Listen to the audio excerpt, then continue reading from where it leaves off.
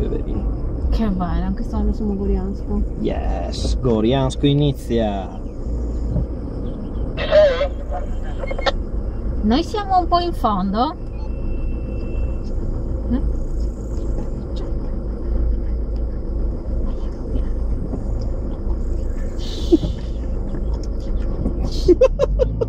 Ok. Tenerse. No, fermo cazzate subito.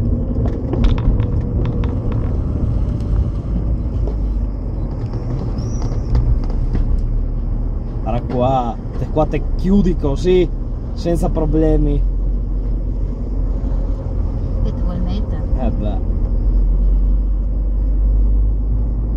E complimenti al Crossway con Q4. Probabilmente con gomme da neve. Ma che bella chitarra restaurata. Sì, sai, a casa nostra, volevo farti una sorpresa. Grazie. Non mi dispiacessi. Guarda che Questo è il box per i nostri futuri possedimenti. Il cottage per gli ospiti. Cottage. ma guarda, a parte i scherzi, una casetta qua in Slovenia, in Croazia, ma c'è dei sia. Uio, chi è questo? Grande.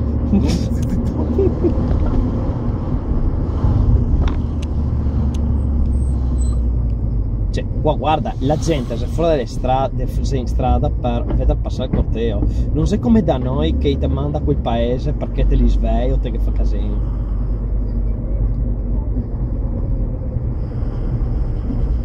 Il percorso si resa quello dell'altro anno, quindi 70 km.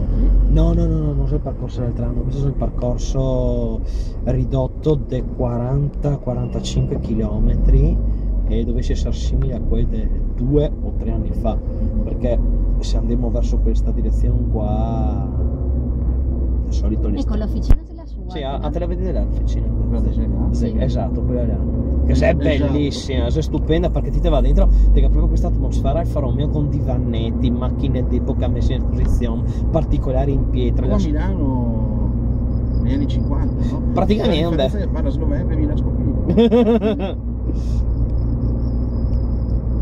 Benissimo. Sì, noi siamo nella parte. Siamo nel culetto del corteo. Sì, è culetto, ti dirò, da Drio abbiamo parecchio materiale, vedo.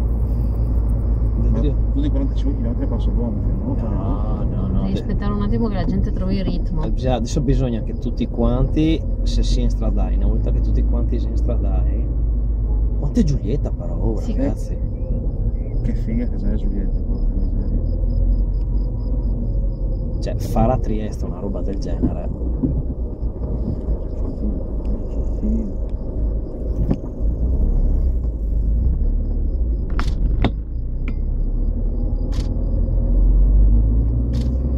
Te volevi forse venire davanti che forse ti fotografavi